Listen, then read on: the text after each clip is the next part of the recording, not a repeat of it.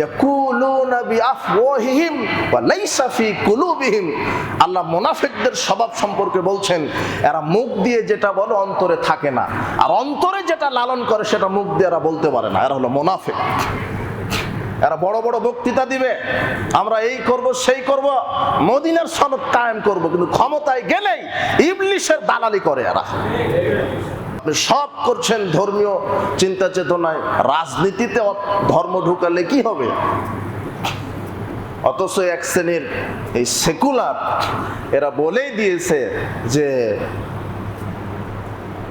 ধর্মকে আমরা রাজনীতির ভিতরে ঢুকাতে দিব না। ধর্ম যদি রাজনীতির ভিতরে ঢুকাতে দেই তাহলে তো আমরা চুরি করতে পারবো না, দুর্নীতি করতে পারবো না। ওরা যাতে মাতাল হলেও তাহলে ঠিক আছে, শুধু হজ করতে চায় আল্লাহর বিধানে, কিন্তু রাজনীতির ভিতরে আল্লাহর বিধান ঢুকাতে চায় না। এরা হচ্ছে মুনাফিক। মুনাফিক, বড় মুনাফিক এরা। মসজিদের প্রথম কাতারে বসবো, জায়নামাজ দামি, সমস্যা নাই, আতর জুব্বা সব দামি, কোনো সমস্যা নাই, কিন্তু অর্থনীতি, সমাজনীতি, শিক্ষানীতি, রাজনীতিতে ইসলাম ঢুকানো যাবে না। ঢুকালেই তো আমাদের নেতৃত্ব টিকছে না, আমাদের খাওয়া বন্ধ হয়ে যাচ্ছে, ল্যাংটামো বন্ধ হয়ে যাচ্ছে, দুর্নীতি বন্ধ হয়ে যাচ্ছে, চোরা কারবারি বন্ধ হয়ে যাচ্ছে, ঘুষ বন্ধ হয়ে যাচ্ছে, চাঁদাবাজি বন্ধ হয়ে যাচ্ছে। কাজে এখানে ধর্ম ঢোকালে তো আমরা ঘুষ খেতে পারবো না, আমরা চুরি করতে পারবো না, কেন ধর্মেই বলা আছে চুরি করলে হাত কেটে দিতে হবে। তাহলে ভ্যান চালক, রিক্সা চালক, এদের কারো হাত কাটা যাবে না। বড় বড় সরকারি কর্মকর্তা যারা, আমলা যারা, সচিব যারা, এদের কারো হাত থাকবে না। কথা বুঝতে পারছেন? এই জন্য এরা জাতে মাতাল, তালে ঠিক, এরা ওখানে ধর্ম ঢুকাবে না। ধর্ম ঢুকালে ওদেরই হাত থাকছে না। আল্লাহ সুবহানাহু ওয়া তাআলা কোরআন মাজিদে দ্বীনের উপরে অটল থাকার বিষয়ে এভাবে বলছেন, দ্বীন হচ্ছে ইসলাম। আল্লাহ সুবহানাহু ওয়া তাআলার পক্ষ থেকে যে বিধান এসেছে মানব জাতির কল্যাণের জন্য, যে বিধানটা এসেছে, যে দ্বীনটা এসেছে, তার নাম হচ্ছে ইসলাম। আল্লাহ সুবহানাহু ওয়া তাআলা বলছেন, ইন্নাদ-দীনা ইনদাল্লাহিল ইসলাম, আল্লাহর নিকটে মনোনীত দ্বীন হচ্ছে ইসলাম। ওয়া মা ইয়াবতাগি গায়রাল ইসলামি দীনান ফালা ইউকবালা মিনহু ওয়া হুয়া ফিল আখিরাতি মিনাল খাসিরিন। যারা এই দ্বীন ইসলামকে বাদ দিয়ে মানব রচিত কোনো মতবাদ, কোনো ইজাম, কোনো দর্শন, কোনো আদর্শ মেনে চলবে, ফালা ইউকবালা মিনহু, তার নিকট থেকে আমি আল্লাহ কিছুই কবুল করব না।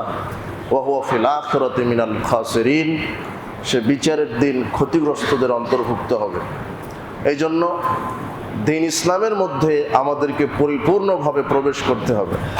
শুধু নিজ স্বার্থ হাসিলের জন্য, দুনিয়াবী স্বার্থ সিদ্ধির জন্য যতটুকুন ইসলাম মানলে আমার দুনিয়া হারাতে হচ্ছে না, বা দুনিয়াতে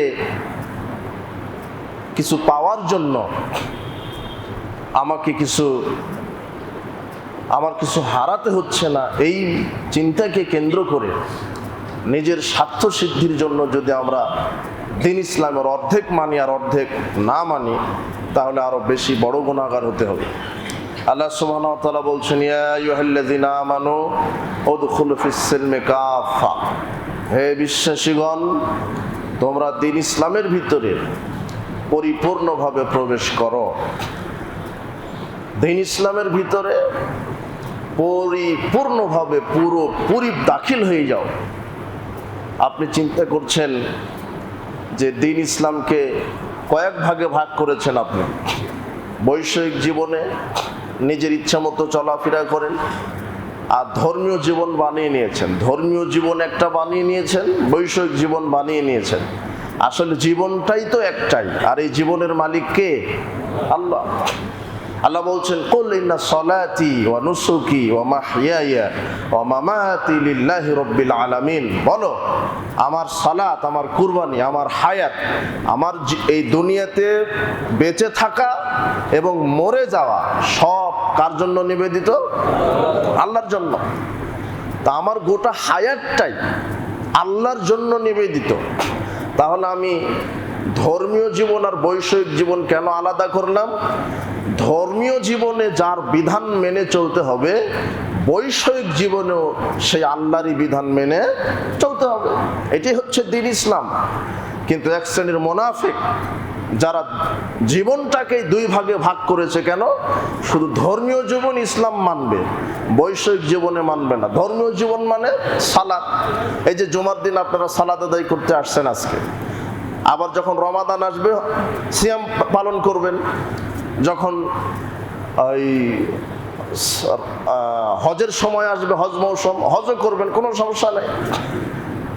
তো সালাত আদায় করছেন, রমাদানে সিয়াম পালন করছেন, হজ করছেন, যাকাতও দেন, মসজিদ মাদ্রাসাও নির্মাণ করেন, কিন্তু আল্লাহ সুবহানাহু ওয়া তাআলার এই দ্বীনকে সার্বিকভাবে প্রতিষ্ঠা করার জন্য আপনি কি করলেন?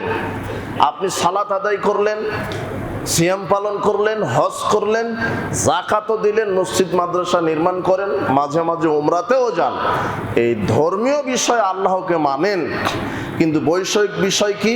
অর্থনীতি। অর্থনীতি কি বিষয়? বৈষয়িক বিষয়। অর্থনীতি, সমাজনীতি, শিক্ষানীতি, পারিবারিক নীতি, সর্বসাফল্যে যেটা ছাড়া আপনি চলতেই পারেন না, রাজনীতি। এই সব কিছুতে কার নীতি চলে? অর্থনীতিতে কার নীতি? রাজনীতিতে, সমাজনীতিতে, শিক্ষানীতিতে। এইভাবে করে আপনাকে দ্বিমুখী চরিত্রের অধিকারী করা হয়েছে। অথচ আল্লাহ বলছেন পরিপূর্ণভাবে ইসলামে প্রবেশ করো। যেই আল্লাহ আমি সালাতের বিধান দিয়েছি, ওই আল্লাহ ওই কোরআনে অর্থনীতির বিধানও আমি দিয়েছি। কিন্তু আপনি সালাত, আল্লাহু আকবার, সূরা ফাতিহা, তাকবীর, তাহরিমা, রুকু, সিজদা সব ঠিক আছে, কিন্তু আপনি আলহাজ মানুষ, মুসল্লি মানুষ, কিন্তু অর্থনীতির চেয়ারে বসে আপনি ঠিকই সুদের অঙ্ক কষছেন, আপনি মুনাফিক। যে আল্লাহ মসজিদে সালাতের বিধান দিলেন, ওই আল্লাহ অর্থনীতির বিধান দেননি। যে আল্লাহ উমরার বিধান দিলেন, হজ করতে হবে কিভাবে, মিনায় কি কাজ, উকুফ আরাফা কি কাজ, মুজদালিফায় কি কাজ, সাফা মারোয়া কিভাবে কি করবেন, কুরবানি কিভাবে করবেন, মাথা মুন্ডন কিভাবে করবেন, আপনার কাবা ঘর তওয়াফ করবেন কিভাবে, সব বিধান দিলেন। আপনি ভাত খাবেন কিভাবে, আপনি ঘুমাবেন কিভাবে, আপনি পেশাব পায়খানা করবেন কিভাবে, জুতা পায়ে দিবেন কিভাবে, আপনার সব বিধান আল্লাহ দিলেন। তো সে আল্লাহ রাজনীতি কিভাবে করবেন, ওই বিধান কোরআনে দেননি। আপনি সব করছেন ধর্মীয় চিন্তা চেতনায়, রাজনীতিতে ধর্ম ঢুকালে কি হবে? অথচ এক শ্রেণীর এই সেকুলার এরা বলেই দিয়েছে যে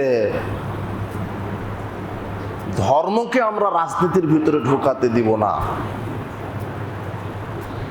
ধর্ম যদি রাজনীতির ভিতরে ঢুকাতে দিই, তাহলে তো আমরা চুরি করতে পারবো না, দুর্নীতি করতে পারবো না।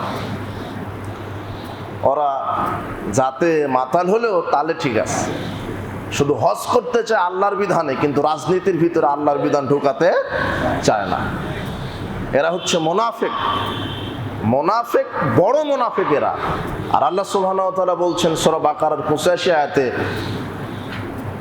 যে আফাতুমিনুনা বিবাদিল কিতাব ওয়া তাকফুরুনা বিবাদ, তোমরা কি কিতাবের এই কোরআনের কিছু অংশ মেনে নিবার কিছু মানবে না? আচ্ছা, যে সালাত আদায় করে আল্লাহর বিধানে আর অর্থনীতি চালায় শয়তানের বিধানে, তাহলে সে কিছু মেনে নিল আল্লাহর, আর কিছু কি কার? শয়তানের। তাহলে অর্ধেক হলো না? এটা ভালো করে বুঝেন, আল্লাহ এই কথা বলছেন। এরপরে সূরা নিসার 150 এবং 51 দুইটা আয়াতে বলছেন ইয়াকুলুনা নুমিনু বিবাদি ওয়া নাকফুরু বিবাদ, যারা বলে যে আমরা অর্ধেক মেনে চলবো আর অর্ধেক আমাদের স্বার্থের জন্য যেটা প্রয়োজন সেটা করব। অর্ধেক ইসলাম মানবো আর অর্ধেক মানবো না। সালাত, সিয়াম, হজ, যাকাত, তাসবিহ, উমরা ঠিক আছে, একেবারে কোটি টাকা দিয়ে মসজিদ নির্মাণ করে দেবো, কোনো সমস্যা নেই, কালভার্ট ব্রিজ করে দিব, জনকল্যাণমূলক কাজ করব, উমরাও করব, বছরে বছরে উমরাও করব, মসজিদের প্রথম কাতারে বসবো, জায়নামাজ দামি, সমস্যা নাই, আতর জুব্বা সব দামি, কোনো সমস্যা নাই। কিন্তু অর্থনীতি, সমাজনীতি, শিক্ষানীতি, রাজনীতিতে ইসলাম ঢুকানো যাবে না। ঢুকালেই তো আমাদের নেতৃত্ব টিকছে না, আমাদের খাওয়া বন্ধ হয়ে যাচ্ছে, ল্যাংটামো বন্ধ হয়ে যাচ্ছে, দুর্নীতি বন্ধ হয়ে যাচ্ছে, চোরা কারবারি বন্ধ হয়ে যাচ্ছে, ঘুষ বন্ধ হয়ে যাচ্ছে, চাঁদাবাজি বন্ধ হয়ে যাচ্ছে। কাজে এখানে ধর্ম ঢোকালে তো আমরা ঘুষ খেতে পারবো না, আমরা চুরি করতে পারবো না, কেন ধর্মেই বলা আছে চুরি করলে হাত কেটে দিতে হবে। তাহলে ভ্যান চালক, রিক্সা চালক, এদের কারো হাত কাটা যাবে না। বড় বড় সরকারি কর্মকর্তা যারা, আমলা যারা, সচিব যারা, এদের কারো হাত থাকবে না। কথা বুঝতে পারছেন? এই জন্য এরা জাতে মাতাল তালে ঠিক, এরা ওখানে ধর্ম ঢুকাবে না। ধর্ম ঢুকালে ওদেরই হাত থাকছে না। এরা সালাত আদায় করতে কোনো সমস্যা নাই এদের, এরা প্রথম কাতারের মুসল্লি হয়, এরা একেবারে প্রথম শিফটে উমরাতে যায়, প্রথম শিফটে এরা হজে যায়, কোনো সমস্যা নাই। কিন্তু অর্থনীতিতে সুদ বন্ধ হয়ে যাবে ধর্ম ঢুকালে। রাজনীতিতে আমাদের চেয়ারে বসে থাকবো ঠিক আছে, কিন্তু আমরা 1000 কোটি টাকা চোখের সামনে দিয়ে যাবে, চুরি করতে পারবো না, আমরা ঘুষ খেতে পারবো না। আল্লাহ এই কথাই বলছেন, যারা বলছে যে অর্ধেক ইসলাম মানবো অর্ধেক মানবো না, ধর্মে রাজনীতিতে ইসলাম ঢোকানো যাবে না, সমাজনীতিতে ইসলাম ঢোকানো যাবে না, শিক্ষানীতিতে ইসলাম ঢোকানো যাবে না, সংসদে কোরআন হাদিস ঢোকানো যাবে না, যারা এই কথা বলে আল্লাহ বলছেন উলাইকা হুমুল কাফিরুনা হাক্কা, ওরা হলো অরিজিনাল কাফের। ওরা কি কাফের? এই আয়াতের বয়স 1450 বছর। কত বছর? আল্লাহ সুবহানাহু ওয়া তাআলা মুহাম্মদ সাল্লাল্লাহু আলাইহি ওয়াসাল্লামের উপরে নাজিল করেছেন সূরা নিসার 150 51 আয়াত। যারা বলে অর্ধেক ইসলাম মানবো অর্ধেক মানবো না, এরা হলো খাঁটি কাফের। কারণ যারা আসলেই কাফের তারা এত ক্ষতি করে না, যারা মুনাফিক কাফের তাদের চাইতে। মুনাফিক কাফের আপনাকে পিছন দিয়ে মারে, আপনি প্রকাশ্য কাফের, আপনি বুঝতেই পারছেন তো কাফের, কিন্তু নগদ লোকটা সালাত আদায় করে সংসদে আল্লাহর বিরুদ্ধে কথা বলছে, হলো ওর চাইতে বড় কাফের। এই জন্য আল্লাহ বলছেন উলাইকা হুমুল কাফিরুনা হাক্কা, ওরাই হলো অরিজিনাল কাফের। ওরা মুখে বলে এক, কর্মে করে আরেক। ইয়াকুলুনা বিআফওয়াহিহিম ওয়া লাইসা ফি কুলুবিহিম। আল্লাহ মুনাফিকদের স্বভাব সম্পর্কে বলছেন, এরা মুখ দিয়ে যেটা বলে অন্তরে থাকে না, আর অন্তরে যেটা লালন করে সেটা মুখ দিয়ে এরা বলতে পারে না, এরা হলো মুনাফিক। এরা বড় বড় বক্তৃতা দিবে, আমরা এই করব সেই করব, মদিনার সনদ কায়েম করব, কিন্তু ক্ষমতায় গেলেই ইবলিসের দালালি করে এরা। কথা বুঝতে পারছেন? এরাই হলো মুনাফিক। আর আল্লাহ বলছেন এরা যে চুরি করে, দুর্নীতি করে, ঘুষ খায়, ইয়াকুলুনা কামা তাকুলুল আনআম, এরা খায় ঠিক কিন্তু চতুষ্পদ জানোয়ারের মতো খায় এরা। এটা কোরআন মাজিদের আয়াত। এরা যে ঘুষ খায়, দুর্নীতি করে, সাদাবাজি করে, মদ খায়, হালাল হারাম বিবেচনা করে না, এরা খায় ফুর্তি করে, কিন্তু আল্লাহ বলছেন খায় ঠিক আছে, কিন্তু এদের খাওয়াটা হলো চতুষ্পদ জানোয়ারের মতো খাওয়া। যেমন শুয়োরের মুখে আসলেও বিবেচনা করে না যে কোনটা হালাল কোনটা হারাম, পায়খানাও খায়। এই সুদখুর, ঘুষখুর, সাদাবাজ, দুর্নীতিবাজ, হারামখুর, এরা হচ্ছে হারামখুর, এরা হলো চতুষ্পদ জানোয়ারের চাইতে নিকৃষ্ট।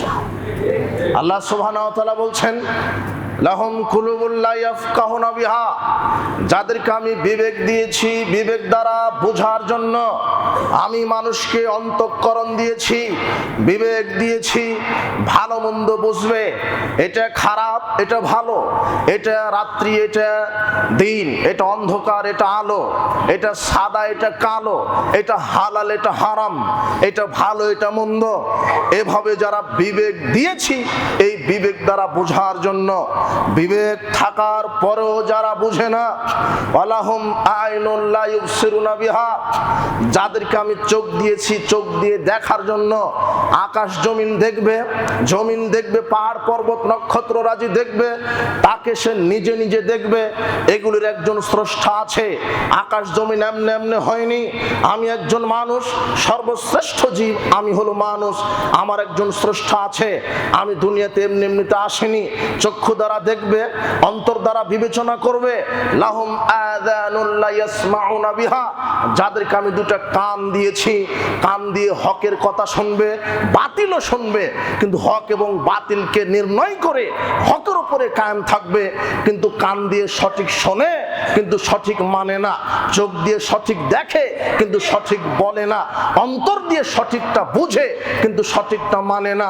আল্লাহ বলছেন উলাইকা কাল আনআম, এরা হলো চতুষ্পদ জানোয়ার, বালহুম আদাল, বরং জানোয়ারের চাইতে খারাপ। এই কথা আল্লাহর কথা, এই কথা আল্লাহর কথা। এটা কোরআন মাজিদের আয়াত, সূরা আরাফের 179 নম্বর আয়াত। আল্লাহ বলছেন যারা বুঝেও বোঝার চেষ্টা করে না, দেখেও না দেখার ভান করে, যারা শোনেও শোনার চেষ্টা করে না, এরা দেখতে মানুষ, স্বভাব হলো কুকুর শিগালের মতো। এই কথা আল্লাহ বলছেন, এরাই মুনাফিক, এরাই জাহেল। আল্লাহ সুবহানাহু ওয়া তাআলা এই জন্য বলছেন পৃথিবীর মানুষ তোমরা আমার ইসলামে পরিপূর্ণভাবে দাখিল হও, পরিপূর্ণ পরিপূর্ণভাবে তোমরা বৈষয়িক জীবনে ইসলাম মেনে চলো, ধর্মীয় জীবনও মেনে চলো। সালাত, সিয়াম, হজ, যাকাত যার বিধানে হবে, হজ, যাকাত, তাসবিহ, তাহলিল, কোরআন মাজিদ, দান, সাদকা, পিতামাতার খেদমত যার বিধানে হবে, ঠিক ওই আল্লাহর বিধানেই অর্থনীতি, সমাজনীতি, রাজনীতিও করতে হবে। তাহলেই কেবলমাত্র সে প্রকৃত মুমিন। আর আমি আল্লাহ এই প্রকৃত মুমিনকেই বিচার মাঠে সরাসরি জান্নাতে প্রবেশ করাবো। আব্দুল্লাহ ইবনে আমর রাদিয়াল্লাহু আনহু বলছেন, রাসূল সাল্লাল্লাহু আলাইহি ওয়াসাল্লাম বলেন, লা ইয়াতিয়ান্নাল উম্মতি মা তালা বানি ইসরাইল, আমার উম্মতের এই অবস্থা হবে যে অবস্থা বানি ইসরাইল কওমের হয়েছিল। হাজওয়ান নাল বিন নাল, যেমন দুই পায়ের জুতা সমান, ঠিক আমার উম্মতের ইহুদি খ্রিস্টানের মতো এরকম আচার, কৃষ্টি, কালচার হবে, এটাও সমান। হাত্তা ইন কানা মিনহুম মান আতাম্মাহু আলানিয়া, যদি ইহুদি খ্রিস্টানের মধ্যে এমন লোক খুঁজে পাওয়া যায় যারা তাদের মায়ের সাথে জেনা করার মতো পাপ করবে, লাকানা ফি উম্মতি মা ইয়াসনাউ যালিক, তাহলে আমি মুহাম্মদ সাল্লাল্লাহু আলাইহি ওয়াসাল্লামের মুসলমান উম্মতেরাও মায়ের সাথে জেনা করার মতো পাপ করবে। এই কথা আল্লাহর নবী বলছেন। মায়ের সাথে জেনা করার মতো পাপ একটা আশ্চর্য পাপ, সেটা হলো সুদের পাপ। এটা তো সবাই জানে যে সুদী ব্যাংকের মহাজন, তারও হাদিস জানা আছে, কিন্তু মানে না। মানবে কি করে? ও তো জালেম, ও হলো মুনাফিক। ও দেখতে মানুষ, কিন্তু চতুষ্পদ জানোয়ারের চাইতে সে খারাপ। ওর বিবেক আছে, ও বিবেক আছে, ও জানে সুদ হারাম। ওর বিবেক আছে যে আল্লাহর বিধানে আমাকে রাষ্ট্র চালাতে হবে, ও বুঝে, সবই বুঝে। আরে মাছ দিয়ে ভাত খায়, কাটা ফেলে খায় না? ও পাগল? ও পেশাব পায়খানা করার পরে তো পানি নেই, ও ঠিকই ভালো বুঝে। ওর সামনে গোবর আর দুধ আসলে দুধই খায়, সবই বুঝে। কিন্তু যখন দেখছে যে ধর্ম মানলে তো আর চুরি করা যাবে না, সুদ খাওয়া যাবে না, সেখানে আর ধর্ম মানে না, তখনই আল্লাহ বলছেন হলো কুকুর সিগালের চাইতে খারাপ। তখন আল্লাহ এই ভাষা, উলাইকা কাল আনাম, ওরা হলো চতুষ্পদ জানোয়ার, বালহুম আদাল, বরং জানোয়ারের চাইতে খারাপ। এই কথা আল্লাহ বলছেন। মুহাম্মদ সাল্লাল্লাহু আলাইহি ওয়াসাল্লাম বলছেন, বানি ইসরাইল মায়ের সাথে জেনা করলে মুসলমানেরাও করবে, তার একটা আশ্চর্য পাপ, সুদের পাপ। ইন্না বানি ইসরাইল তাফারাকাত আলা সিনতাইনা সাবিনা মিল্লাতান, বানি ইসরাইলের বিভক্ত হয়েছিল 72 কাতারে। তাফতারিক উম্মাত আলা সালাসা সাবিনা মিল্লাতান, আর মুসলমানেরা বিভক্ত হবে 73 কাতারে। কুল্লুহুম ফিন্নার, প্রত্যেকটা কাতার মুসলমান জাহান্নামে যাবে। ইল্লা মিল্লাতান ওয়াহিদাতান, এক কাতার মুসলমান জান্নাতে যাবে। এই কথা মুহাম্মদ সাল্লাল্লাহু আলাইহি ওয়াসাল্লাম বলছেন। আজকে দেখেন মুসলিম নামধারী কত দল মত চালু হয়েছে। 1998 সালের বাংলাদেশের জরিপ অনুযায়ী শুধু বাংলাদেশে পীরের সংখ্যা ছিল 2,98,000 পীর। আরো যে কত দল আছে, খারেজি, মুরজিয়া, জাবরিয়া, চিশতিয়া, নকশবন্দিয়া, মুজাদ্দিদি, আটরশি, সলসিনা, চরমনাই, দেওয়ানবাগ, কুতুববাগ, রাজারবাগ, কত যে দল। অথচ মুহাম্মদ সাল্লাল্লাহু আলাইহি ওয়াসাল্লাম বলছেন একটি দল জান্নাতে যাবে। আমি বলি না আপনি জান্নাতে যাবেন, আমি বলি না আপনি জাহান্নামে যাবেন।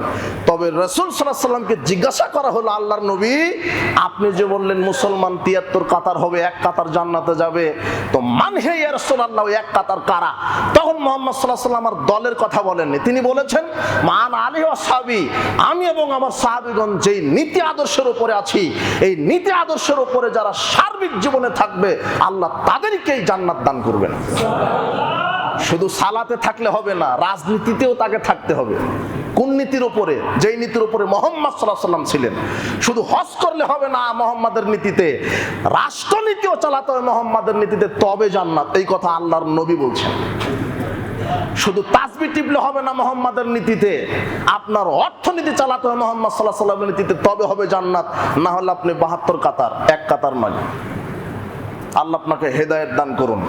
আল্লাহ বলছেন সার্বিক জীবনে ঢুকো, অর্ধেক ঢুকো না। উদখুল ফিস সিলমি কাফা, ইসলামে পরিপূর্ণ ঢুকে যাও, অর্ধেক নয়।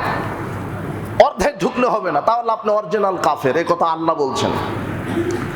এই জন্য আল্লাহ সুবহানাহু ওয়া তাআলা বলছেন, লাকাদ কানা লাকুম ফি রাসূলিল্লাহি উসওয়াতুন হাসানাহ, তোমাদের মধ্যে উত্তম আদর্শ রয়েছে মুহাম্মদ সাল্লাল্লাহু আলাইহি ওয়াসাল্লামের মধ্যে। পৃথিবীতে এমন কোন আদর্শ হতে পারে না মুহাম্মদ সাল্লাল্লাহু আলাইহি ওয়াসাল্লামের চেয়ে, পৃথিবীতে এমন কোন নীতি হতে পারে না মুহাম্মদ সাল্লাল্লাহু আলাইহি ওয়াসাল্লামের চেয়ে, পৃথিবীতে উত্তম শিক্ষা হতে পারে না মুহাম্মদ সাল্লাল্লাহু আলাইহি ওয়াসাল্লামের চেয়ে। আকাশের জমিনে, আকাশের নিচে, জমিনের উপরে সবচেয়ে বড় শিক্ষানবিদ, সবচেয়ে সবচেয়ে বড় রাজনীতিবিদ, সবচেয়ে বড় অর্থনীতিবিদ, সবচেয়ে বড় রাষ্ট্রবিজ্ঞানী, সবচেয়ে বড় রাষ্ট্রনায়ক একজন, যার নাম মুহাম্মদ সাল্লাল্লাহু আলাইহি সাল্লাম। এর মতো রাষ্ট্রনায়ক পৃথিবীতে কিয়ামত পর্যন্ত হবে না। এই জন্য আপনি রাজনীতিবিদ হন, অর্থনীতিবিদ হন, সমাজনীতিবিদ হন, শিক্ষানবিদ হন, আপনি নেতা হন, আপনি নেত্রী হন, আপনি যেই হন, আপনি শিক্ষক হন, আপনি পিতামাতা হন, আপনি দাদা দাদি হন, আপনি ভাই হন, আপনি চাচা হন, আপনি খালা হন, আপনি ফুপু হন, সব ব্যক্তির মধ্যে যত আদর্শ দরকার একজন মানুষের ভিতর আল্লাহ দিয়েছেন, যার নাম মুহাম্মদ সাল্লাল্লাহু আলাইহি সাল্লাম। আপনি পিতা হবেন কিভাবে? একজন ব্যক্তিকে দেখতে হবে, যার নাম মুহাম্মদ সাল্লাল্লাহু আলাইহি সাল্লাম। নেতা হবেন কিভাবে? একজন মানুষকে দেখতে হবে, যার নাম মুহাম্মদ সাল্লাল্লাহু আলাইহি সাল্লাম। আপনি শিক্ষক হবেন কিভাবে? একজন মানুষকে দেখতে হবে, যার নাম মুহাম্মদ সাল্লাল্লাহু আলাইহি সাল্লাম। আপনি কি হতে চাচ্ছেন? আপনার মডেলই একজন, যার নাম কি? মুহাম্মদ সাল্লাল্লাহু আলাইহি সাল্লাম। উপস্থিত জুমার খুতবার মুসল্লিবৃন্দ, এটা হলো দ্বীন ইসলাম। সার্বিক জীবনে দ্বীনের উপরে কায়েম থাকতে হবে।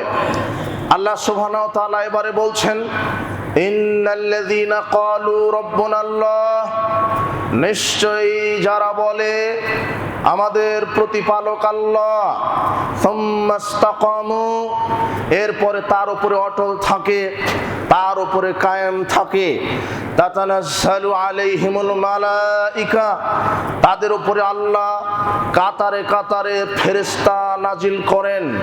আল্লাহ তাখাফু ওয়ালা তাহজানু ওয়াবশিরু বিল জান্নাহ, এসে বলে শোনো, তোমার কোনো ভয় নেই, তোমার কোনো চিন্তা নেই, তোমাকে আমরা জান্নাতের সুসংবাদ দিচ্ছি। আল্লাতী কুনতুম তুআদুন, যার ব্যাপারে তোমাদেরকে আল্লাহ ওয়াদা দিয়েছিলেন। অত্র আয়াত আল্লাহ নাজিল করে বললেন যে প্রত্যেকটা মুমিন নারী পুরুষ, মুমিনকে যে সার্বিক জীবনে কার বিধান মানে? আল্লাহ। যে একজন মানুষের আদর্শ মানে, তার নাম কি? মুহাম্মদ সাল্লাল্লাহু আলাইহি সাল্লাম। এই হলো মুমিন। আর আপনি যদি এই সার্বিক জীবনে আল্লাহর বিধান মেনে চলতে পারেন, তো মৃত্যুর পরে জান্নাতের সুসংবাদ নয়, মৃত্যুর আগেই আল্লাহ আপনাকে ফেরেশতা পাঠিয়ে জান্নাতের সুসংবাদ দিবেন।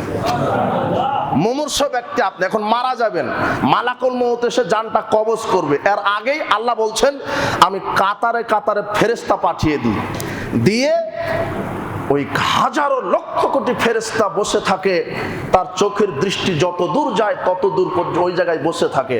তারা জান্নাতের থেকে কাফন নিয়ে আসে, জান্নাত থেকে সুগন্ধি নিয়ে আসে, নিয়ে এসে মুমূর্ষ ব্যক্তিকে বলে যে আপনার জন্যই জান্নাত, আমরা জান্নাতের সুসংবাদ দিতে এসেছি।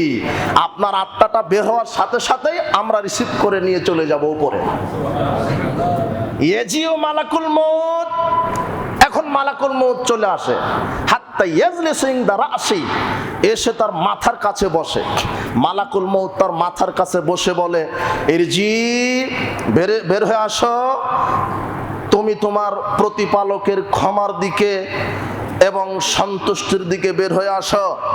তখন মুমিন ব্যক্তির দেহ থেকে আত্মাটা ওইভাবে বের হয়ে আসে, ইয়াখরুজু কামা তাসিলু মান ফিস সিকাই। রাসূল সাল্লাল্লাহু আলাইহি ওয়াসাল্লাম বলছেন, জগ অথবা মগ অথবা গ্লাস যখন কাত করলে যেমন পানি এমনিতেই পড়ে যায়, মুমিন ব্যক্তির আত্মাটা এমনিতেই মালাকুল মউতের হাতে চলে যায়। ও বুঝতেই পারে না যে আমার জানটা কবজ হয়ে গেল। মালাকুল মউত আর এক সেকেন্ড দেরি করে না, তখন এই আত্মাটা ফেরেশতা কাতারে কাতারে নাজিল করেছে। যাদের হাতে আছে জান্নাতের কাফন, যাদের হাতে আছে জান্নাতের সুগন্ধি, তারা এইভাবে আত্মাটা রিসিভ করার সাথে সাথে প্রথম আকাশে গিয়ে ঠক ঠক ঠক ঠক শুরু করে দিতে হবে। খোলেন খোলেন। ওপরের ফেরেশতা বলে কে? আর আমরা ফেরেশতা অমুকের ছেলে, অমুকের পুত্র, অমুকের পুত্র, অমুকের আত্মা নিয়ে এসেছি, খুব দামি আত্মা, তাড়াতাড়ি খুলেন। সঙ্গে সঙ্গে খুলে দেওয়া হয়। এভাবে দ্বিতীয় আসমান, তৃতীয়, চতুর্থ, ষষ্ঠ আসমানে যখন যাই, তখন আল্লাহ বলে না না না, ওর নামটা ইল্লিনে লিখে দাও। সপ্তম আকাশের উপরে আমার ইল্লিন খাতা আছে, ওখানে লিখে যাও, আর আত্মাটা ওই কবরে রেখে দিয়ে আসো, ওখানে আমি সওয়াল জবাব করব। কেননা আমি তাকে কিয়ামতের মাঠে আগ পর্যন্ত আমি তার জন্য কবরকে জান্নাতের টুকরা বানিয়ে দেব। ও তো এখন জান্নাতে ঢুকতে পারবে না, ওর হিসাব হবে। ও বিচারের মাঠে হিসাব শেষে জান্নাত। কিন্তু মুমিন ব্যক্তি মৃত্যুর পূর্বেই জান্নাতের সুসংবাদ পেল, কিন্তু ওটা কাউকে কিন্তু শেয়ার করতে পারে না। কারণ এখন জান্নাতের সুসংবাদ পাওয়ার সাথে সাথে সে কি হয়ে যাবে? মারা যাবে, ও আর বলতে পারবে না। কিন্তু মৃত্যুর আগেই হাজারো লক্ষ কোটি ফেরেশতা আল্লাহ পাঠিয়ে দিবেন যে যাও আমার ওই মুমিন বান্দাকে মৃত্যুর আগেই জান্নাতের সুসংবাদ দিয়ে আসো। কবরে আবার জান্নাতের সুসংবাদ, বিচারের মাঠে জান্নাতের সুসংবাদ। মুমিন ব্যক্তি দেখতে পাবে তার সামনে জান্নাত। হিসাব এমন সহজ হবে, কাফের মুশরিক ফাজের জালেম এদের হিসাব একদিন সমান 50,000 বছর, এদের হিসাব শেষ হবে না। আর মুহাম্মদ সাল্লাল্লাহু আলাইহি ওয়াসাল্লাম বলছেন একজন মুমিন ব্যক্তির হিসাব মনে হবে যে আসরের সালাত আদায় করতে যেই সময়, সেই সময় আল্লাহ তার হিসাব নিকাশ শেষ করে জান্নাতে প্রবেশ করিয়ে দিবেন। মুমিন ব্যক্তির সর্বোচ্চ 5-7 মিনিটে হিসাব শেষ হয়ে যাবে, এর নাম মুমিন। এই জন্য সার্বিক জীবনে থাকবেন, দ্বীনের উপরে টিকে থাকবেন। উপস্থিত জুমার খুতবার মুসল্লিবৃন্দ, এই জন্য আল্লাহ সুবহানাহু ওয়া তাআলা বলছেন যারা বলে আমার প্রতিপালক আল্লাহ এবং আমার বিধানের উপরে কায়েম থাকে, সুম্মাস্তাকামু, আমার দ্বীনের উপরে যারা অটল থাকে, যারা বলে আমার বিধানদাতা আল্লাহ, আমার রাজ্জাক আল্লাহ, আমার সন্তানদাতা আল্লাহ, আমার পাপ ক্ষমাকারী আল্লাহ, আমার বিধানদাতা আল্লাহ, আমার সেজদা পাওয়ার মালিক আল্লাহ, আমার প্রার্থনা পাওয়ার মালিক আল্লাহ, যারা এই নীতি আদর্শের উপরে থাকে, আল্লাহই তাদেরকে দুনিয়াতে জান্নাতের সুসংবাদ দিবেন, কবরে জান্নাতের সুসংবাদ দিবেন এবং পুলসিরাত বৈদ্যুতিক গতিতে পার করে তাকে জান্নাতে প্রবেশ করাবেন। এই কথা আল্লাহ বলছেন কোরআন মাজিদে। এই জন্য দ্বীনের উপরে অটল থাকতে হবে। সুফিয়ান বিন আব্দুল্লাহ সাকাফি রাদিয়াল্লাহু আনহু বলছেন আল্লাহর নবী হাদ্দিসনি বিআমরিন, আমাকে এমন একটা কথা বলেন যেই কথা বললে আমি আতাসিমু বিহি, যার উপরে আমি অটল থাকতে পারি, আমল করতে পারি, দুনিয়া আখিরাত ভালো হয়। তখন আল্লাহ নবী বলছেন কুর রব্বি আল্লাহ, তুমি বলো আমার প্রতিপালক আল্লাহ, সুম্মাস্তাকামু, সুম্মাস্তাকিম, এরপরে তুমি তার উপরে অটল থাকো, তাহলে তুমি দুনিয়াতে কল্যাণকামী হবে, পরকালে তুমি নাজাত প্রাপ্ত হবে। এই কথা আল্লাহর নবী সুফিয়ান বিন আব্দুল্লাহ সুফিয়ান বিন আব্দুল্লাহ সাকাফি, এই সাকাফি গোত্রের এই সাহাবীকে আল্লাহ সুবহানাহু ওয়া তাআলার রাসূল এই বাক্যটা শিখিয়ে দিলেন যে তুমি বলো আমার প্রতিপালক আল্লাহ, লা ইলাহা ইল্লাল্লাহ, আল্লাহ ছাড়া প্রকৃত কোনো মাবুদ নেই, আল্লাহ ছাড়া প্রকৃত কোনো সেজদা পাওয়ার মালিক নেই। আপনি কেন খানকা, মাজারে, দরগায় এগুলোতে কেন মানত করেন, গরু খাসি কুরবানি করেন, নজর নেওয়াজ দেন, সেজদা দেন? জি না, আপনার মানত হবে আল্লাহর জন্য, আপনার কুরবানি হবে আল্লাহর জন্য, আপনার একটা সেজদা হবে আল্লাহর জন্য। আপনি কেন পীরের দরগায় গেলেন, মাজারে গেলেন? সারা পৃথিবীর সব পীর, জীবিত এবং মরা পীর, সবাই যদি প্রচেষ্টা চালায় আপনার অনুপরিমাণ অকল্যাণ করতে পারবে না যদি আল্লাহ না চায়, এটা হবে না। উপস্থিত জুমার খুতবার মুসল্লিবৃন্দ, এই জন্য আল্লাহ বলছেন তোমরা আমার তাওহীদের উপরে কায়েম থাকো।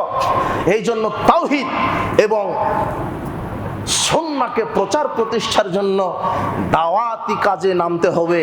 যুবকদেরকে আমাদের উদারত আহ্বান থাকবে, তোমরা দাওয়াতি কাজ করবে দিন রাত, মানুষকে ভালো কাজের আদেশ করবে, মন্দ কাজের নিষেধ করবে। আল্লাহ সুবহানাহু ওয়া তাআলা বলছেন ইয়া আইয়ুহার রাসূল বাল্লিগ মা উনজিলা ইলাইকা মির রাব্বিক, হে রাসূল আপনি প্রচার করুন, আপনার উপরে যা নাজিল করা হয়েছে তা প্রচার করুন। আমি আল্লাহ আপনার উপরে যেটা নাজিল করেছি তা প্রচার করুন, তার তাবলীগ করুন। আমি আপনার উপরে দিয়েছি কোরআন আর হাদিস। কি দিয়েছে? কোরআন আর হাদিস। এই কোরআন আর হাদিসই প্রচার করতে হবে। কিন্তু কোরআন হাদিস বাদ দিয়ে দেশের মানুষের লেখা কিতাব, অযথা গল্প, কিচ্ছা কাহিনী, ওই যে মুকসুদুল মুমিনিন, নিয়ামুল কোরআন, বেহেশতি জিওর, আর আরেকটা আছে আপনারা জানেন, ওটা হলো ভেজালে আমল, ওটা প্রচার করছে। আশ্চর্য কথা, ওদের ব্যাগে থাকে ফাজাইলে আমল, কোরআন থাকে না। ফাজেল আমলের শতকরা 70-80% কথা মিথ্যা। ওখানে লেখা আছে আদম আলাইহিস সালাম 1000 বার হজ করতে গেছেন। আদম আলাইহিস সালামের বয়সই 960 বছর, তো বছরে কি কয়বার হজ ফরজ হয়? একবার। তাহলে প্রতি বছর করলে 960 বার, 1000 বার হলো কেন? কথা বোঝা গেল না? মনে হয় কথা তার মিথ্যা কথা লেখা আছে। ওখানে লেখা আছে একবার সুবহানাল্লাহ বলে 49 কোটি নেকি হয়। আর আল্লাহ বলছেন একবার সুবহানাল্লাহ বললে 7 আকাশ, প্রথম আকাশ এবং প্রথম জমিনের মাঝের জায়গা আমি পরিপূর্ণ করে দিই। তো ওই কথা নেবেন না আল্লাহর কথা নেবেন? এভাবে কত যে ভ্রান্ত কথা সেখানে চালু আছে, আশ্চর্য কথা। ফাজেল আমলে বলছে যে পীরের পেশাব পায়খানা খেতে হবে, পীরের পেশাব পায়খানা খেলে রোগ মুক্ত হবে, পেটে বাচ্চা না আসলেও চলে আসবে। তো ফাজেল আমলে আছে দেখেন ওই 858 পৃষ্ঠাতে ওই জোবার আব্দুল্লাহ ইবনে জোবারকে বলছেন যে তুমি আমার মরা রক্তটা পুঁতে দিয়ে আসো, আল্লাহর নবী বলছেন, যদিও ঘটনাটা মিথ্যা। ওই সাহাবী একটু আড়ালে গিয়ে মরা রক্ত খেয়ে ফেলেছে, মরা রক্ত খেয়ে ফেলেছে। এখন আল্লাহ নবী জিজ্ঞাসা করছেন তুমি এই মরা রক্ত খেলে কেন? তো আমি খেয়েছি এটা বরকতময় মনে করে। তখন আল্লাহর নবী বলছে যে যার শরীরে আমার রক্ত তাকে জাহান্নামের আগুন স্পর্শ করবে না। এখন লেখক জাকারিয়া ফাজেল আমলের যিনি লেখক, ও বলছে যে মুহাম্মদ সাল্লাল্লাহু আলাইহি সাল্লামের যেহেতু রক্ত খাওয়া জায়েজ, কাজে মুহাম্মাদের পেশাব পায়খানা খাওয়া জায়েজ। তো মাইরে দিল, ওটা ফাজেল আমল লেখা আছে। আজকে আমার খুতবা শেষ করে ওটা কিনো তুমি, বাংলা বাজারে ঢাকাতে যাও, অদম তোমার পাবনাতে যদি থাকে ফাজেল আমল 858 পৃষ্ঠা খুলে দেখো, এই কথা লেখা আছে। আর এই কথাতে এদেশের খানকার পীর বলছে যে যদি হুজুরেরটাই চলে তাহলে পীরেরা তো নবীর উত্তরসূরি, তাহলে আমাদের পেশাব পায়খানাও চলবে। এই জন্য পানের পিক তো ফেলতে দেয় না। পীর সাহেব যখন পানের পিকটা ফেলছে তখন ওটা খেয়েছে, চাটন মেরে দিচ্ছে, ওটা বরকত। অবাক কথা হলো, কিভাবে নষ্টামি ভণ্ডামি চলছে ধর্মের নামে। এভাবে আল্লাহ বলছেন মুহাম্মদ সাল্লাল্লাহু আলাইহি ওয়াসাল্লাম আমি যেটা নাজিল করেছি সেটা প্রচার করো। কি নাজিল করেছেন? কোরআন আর হাদিস। জাতিকে কোরআন হাদিস বলতে হবে, মানুষের গল্প কিচ্ছা কাহিনী নয়। গল্প কিচ্ছা কাহিনী চলবে না। রাসূল সাল্লাল্লাহু আলাইহি ওয়াসাল্লাম বলছেন মান কাযাবা আলাইয়া মুতাআম্মিদান ফালাতাওবা মাকাদুহু মিনান নার। কেউ যদি আমার নামে কোনো কথা বলতে গিয়ে কোনো হাদিস বলে, কোনো ধর্মের নামে যদি কোনো কথা বলে, সেটা যদি কোরআন হাদিসে না থাকে তাহলে সেই হুজুরের থাকার জায়গা জাহান্নাম। হুজুরকে দিয়ে জাহান্নাম উদ্বোধন হবে যদি হুজুর কোরআন সুন্নাতে এই কথা না বলে। এই জন্য সাবধান। আল্লাহ বলছেন মুহাম্মদ আপনি প্রচার করুন, কোরআন হাদিস আপনি প্রচার করুন। যদি আপনি না করেন তাহলে আমার রিসালাত আপনি প্রচার করলেন না বলে প্রমাণিত হবে।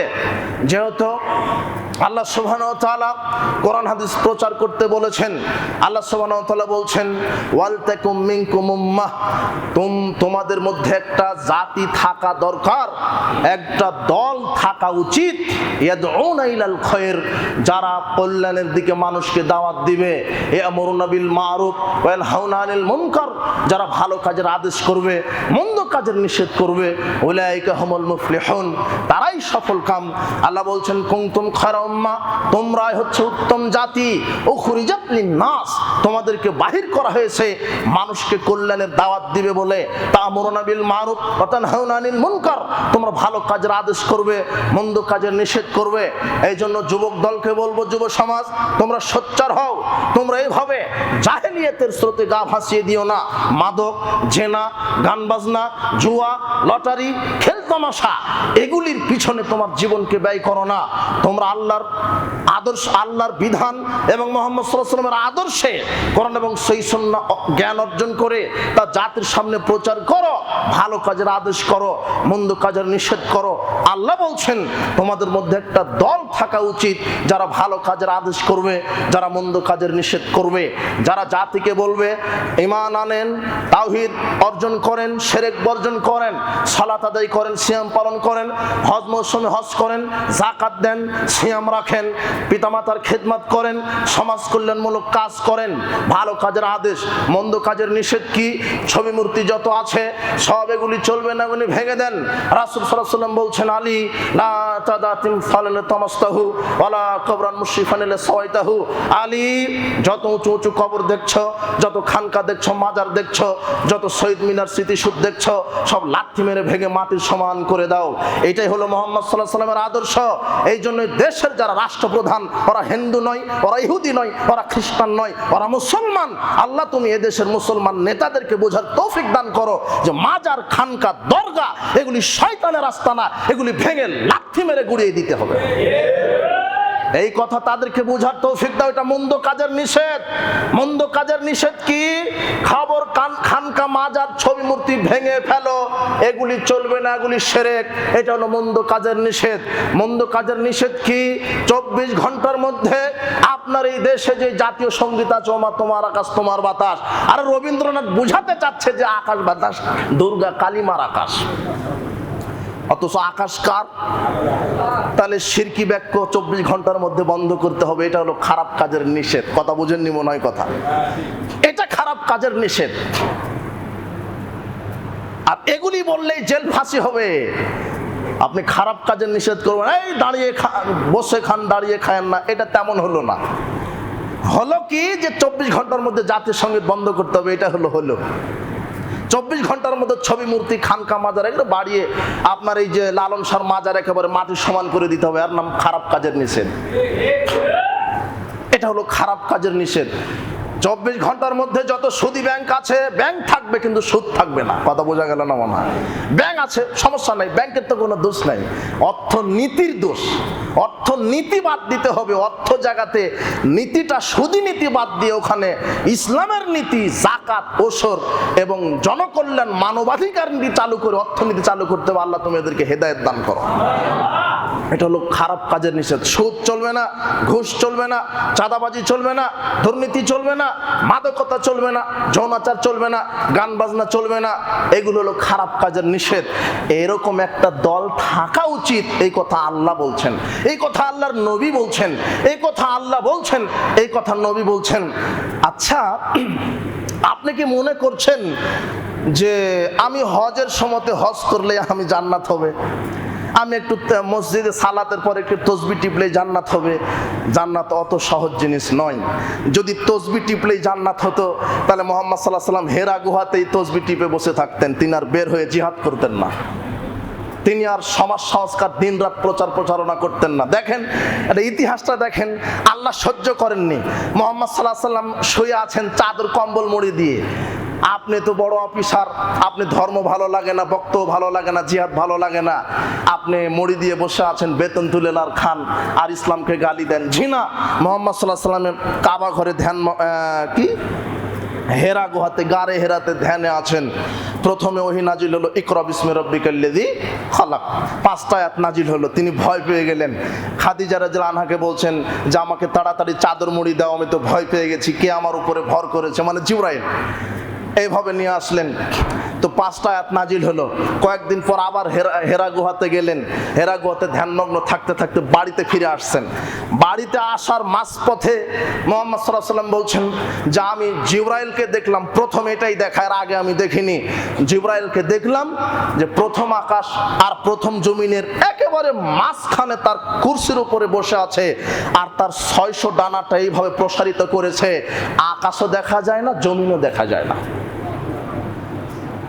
এত বিশাল ডানা। আমি ভয় পেয়ে গেছি, কাঁপতে কাঁপতে আমি আমার স্ত্রী খাদিজাকে বলছি জাম্মিলুনি, আমাকে চাদর মুড়ি দাও, আমি এখন শুয়ে থাকি, ভয় পেয়ে গেছি। চাদর মুড়ি দিয়ে যেই শুয়েছেন তখনই মুদ্দাসসিরের আয়াত, সূরা মুদ্দাসসির আল্লাহ নাজিল করলেন, ইয়া আইয়ুহাল মুদ্দাসসির, হে চাদর আবৃত ব্যক্তি, আপনি উঠেন, ফাংজির, আপনি জাতিকে সতর্ক করেন।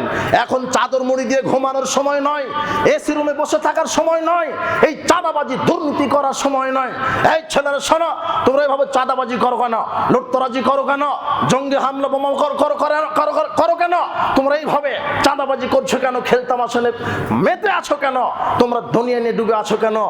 মুহাম্মদ সাল্লাল্লাহু আলাইহি ওয়াসাল্লাম একটু চাদর মুড়ি দিয়ে শুয়েছেন, তা আল্লাহ বলছেন শুয়ে থাকার সময় নয়, আপনি উঠেন, ফাংজির, আপনি জাতিকে সতর্ক করেন, ওয়ারাব্বাকা ফাকাব্বির, আল্লাহর তাকবীর পাঠ করেন, বলেন আল্লাহু আকবার, ওয়া সিয়াবাকা ফাতাহির, আপনি আপনার পোশাকটা পবিত্র করেন, ওয়ার রুজ্জা ফাহজুর, আপনি অপবিত্রতাকে ত্যাগ করেন।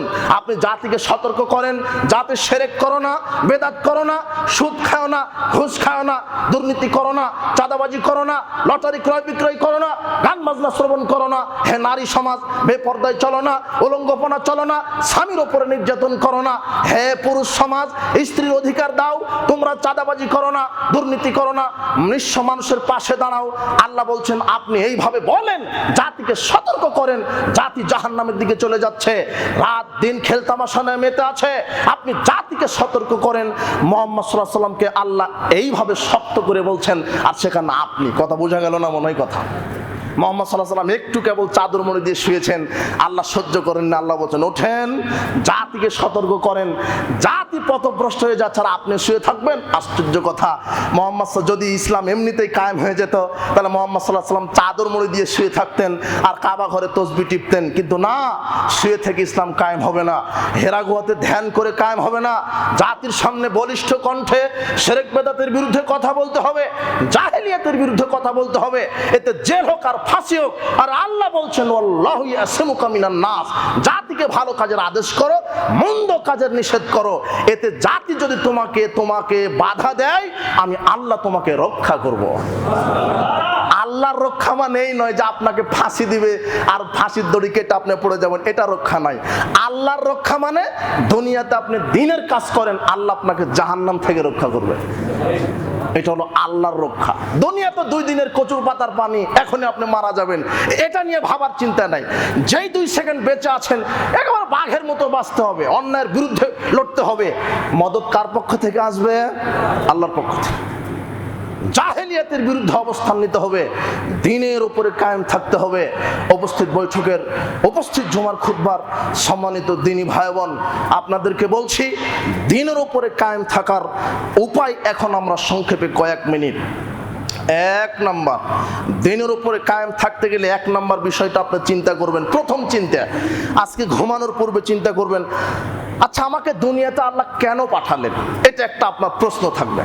ঘুমানোর পূর্বে চিন্তা করবেন যে আমাকে পাঠিয়েছে কি কারণে? দাঙ্গামা হাঙ্গামা করার জন্যে, মানুষের উপরে জুলুমবাজি করার জন্যে, ক্ষমতার লড়াই করার জন্যে, মানুষকে দামিয়ে রাখার জন্যে, শুধু খাওয়া দাওয়া পেশাব পায়খানা করো এই জন্যে, নাকি আল্লাহর লক্ষ্য উদ্দেশ্য আছে? আল্লাহর কি আছে? আল্লাহ বলছেন আফাহাসিবতুম আন্না খলাকনাকুম আবাসা, তোমরা কি এটাই মনে করেছো যে অযথা তোমাদেরকে সৃষ্টি করা হয়েছে? ওয়ান্নাকুম ইলাইনা তুরজাউন, আমার কাছে তোমাদেরকে আর ফিরে আসতে হবে না? তোমরা কি এটাই মনে করেছো? ইয়া আইয়ুহাল ইনসান মা গররাকা বিরব্বিকাল কারীম, হে মানুষ সম্প্রদায়, কিসে তোমাকে ধোঁকায় ফেলেছে? হে মানব সম্প্রদায়, কিসে তোমাকে তোমার রবের রাস্তা থেকে ধোঁকায় ফেলেছে? আল্লাহ বলছেন যায়্যানা লাহুমুশ শাইতানু মা কানু ইয়ামালুন, আল্লাহ বলছেন মানুষ যত পাপের কাজ করে, শয়তান পাপের কাজকে শোভনীয় করে তুলে ধরে। পাপ করতে মজা লাগে না? গান শুনতে মজা লাগে, চায়ের দোকানে চা খেতে অমুকের বদনাম করতে মজা লাগে না? জুয়া খেলতে মজা লাগে না? এই যে দিন রাত এই যে বিশ্বকাপ ফুটবল নিয়ে পড়ে আছেন, খুব মজা। ছেলে মেয়ে একেবারে একাকার হয়ে কুকুর শিকার হয়ে গেছে, ওদের স্মরণে নেই যে ওরা মানুষ, ওরা এখন কুকুর শিকার। বড় একটা পর্দার সামনে নারী পুরুষ যুবক যুবতী একাকার হয়ে উন্মাদনা করছে। আশ্চর্য কথা, জাতি কোথায় যাচ্ছে? যুবক যুবতী দিয়ে কি হবে? এরা জাতির জন্য বোঝা, জাতির আগাছা। আল্লাহ তুমি এদেশের যুবক যুবতীদেরকে তুমি হেদায়েত দান করো, এদেরকে বোঝার তৌফিক দান করো যে খেল তামাশা, এই জুয়া লটারি গান বাজনাগুলি হারাম। হে যুবক, তোমাকে ফিরে আসতে হবে। আল্লাহ বলছেন মানুষকে কিসে ধোঁকায় ফেলেছে? আপনাকে পৃথিবীতে আল্লাহ কেন নাজিল করলেন?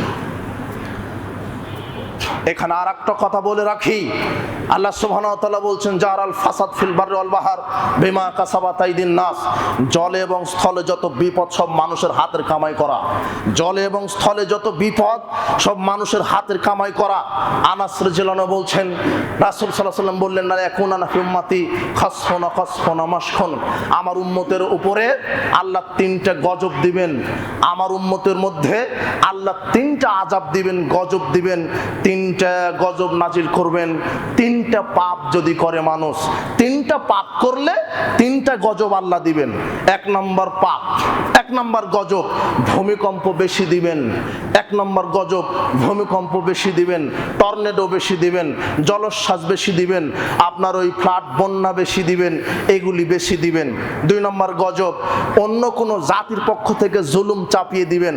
3 নম্বর গজব দিবেন, সকালে দেখবেন একটা মানুষ ছিল, সন্ধ্যায় দেখবেন যে কুকুর হয়ে বসে আছে, শুয়োর হয়ে বসে আছে। এর আকৃতি পরিবর্তন হবেই, কিয়ামতের পূর্ব হবেই। তখন বুঝতে পারবেন যে না, কিয়ামত আসতে আর বেশি দেরি নাই। আল্লাহ নবী বলছেন তিনটা পাপ ঘটে গেলে তিনটা বিপদ আল্লাহ পৃথিবীতে দিবেন। এক, ভূমিকম্প বেশি দিবেন, টর্নেডো বেশি দিবেন, জলোচ্ছ্বাস বেশি দিবেন, বন্যা দিয়ে ডুবিয়ে দিবেন। দুই, অন্য জাতির উপর থেকে জুলুম চাপিয়ে দিবেন। তিন, মানুষের আকার আকৃতি বিকৃতি করে দিবেন। তিনটা শাস্তি দিবেন। পাপ তিনটা কি?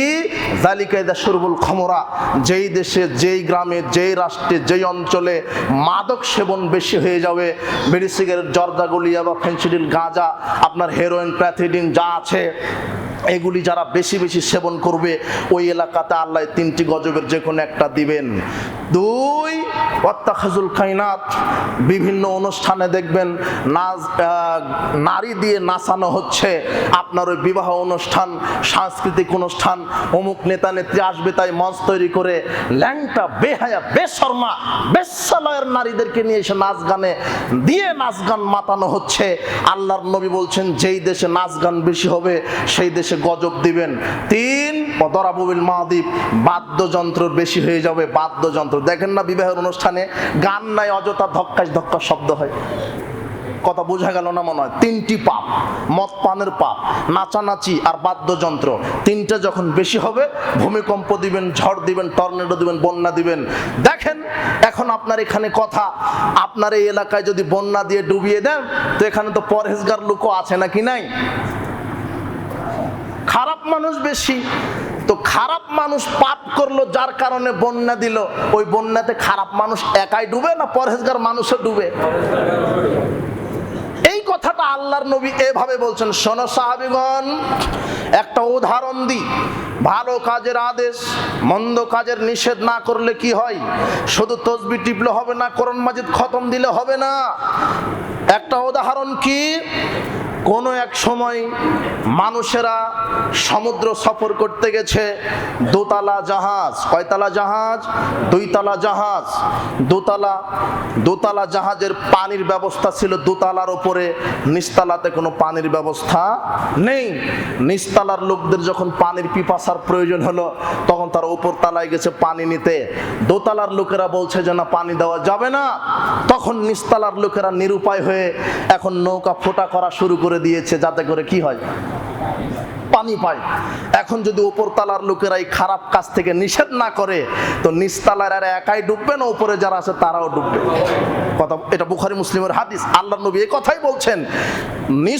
উপর তলার লোকেরা এখন যদি ওদেরকে পানি না দেয় আর যদি খারাপ কাজের নিষেধ না করে তাহলে শুধু নিচতলার লোকেরা মরবে না, উপর তলার লোকেরাও। ওই যে লোকটা চাঁদাবাজি করছে আপনি ঠেকান, আপনি তাকে ভালো উপদেশ দেন। ওই যে মদ গাঁজা খাচ্ছে, বিবাহ অনুষ্ঠানে গান বাজনা বাজাচ্ছে, লুচ্চামি করছে, আপনাকে ঠেকান। ওর কারণে ভূমিকম্প হচ্ছে, আর ওই ভূমিকম্প আল্লাহ আপনাকেও গজিয়ে দিবেন। ওকে ঠেকাতে হবে। শুধু মসজিদে তাসবিহ তাহলিল করে আছেন কেন? জাতির সামনে অন্যায়ের বিরুদ্ধে কথা বলতে হবে। তবে আপনাকে এই কথা বলে আপনি নিরাশ হয়েন না। ওর বন্যাতে আপনি ডুবলেন, এটা আপনার জন্য পরীক্ষা আর ওর জন্য গজব। কথা বোঝা গেল না মনে হয়? আজকে আপনার চট্টগ্রাম, সিলেট, ওই আপনার কি বান্দরবান এলাকা ডুবে পানিবন্দী হয়ে গেছে, পানের নিচে আছে, ও গজবের একটা অংশ।